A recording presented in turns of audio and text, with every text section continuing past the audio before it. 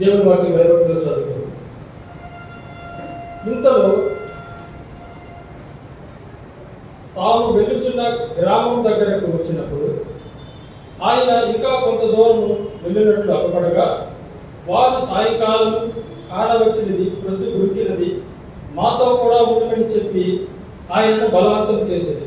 కనుక ఆయన వారితో కూడా ఉండుటకు లోపలికి వెళ్ళారు.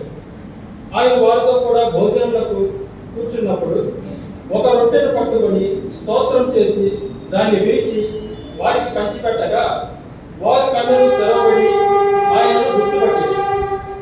అంతటా ఆయన వారికి అదృశ్యుడాయన. అప్పుడు వారు ఆయన త్రోవలో మనతో మాట్లాడుచు లేఖనములను మనకు బోధించుచున్నప్పుడు మన హృదయం మనలో మండుచుండలేదా అని ఒకరితో ఒకటి చెప్పుకునేది. ఆ గడియలోనే వారు లేచి యెరూషలేమునకు తిరిగి వెళ్ళగా 11 శిష్యులను వారితో కూడా ఉన్నవారును కూడి వచ్చి ప్రభువు నిజముగా లేచి సీమోనుకు కనబడేదని చెప్పుకొనుచుండేది. వారిది విని త్రోవలో జరిగిన సంగతులను ఆయన రొట్టె విరుచుట వలన తమకు ఎలా తెలియబడినో అది తెలియజేసింది.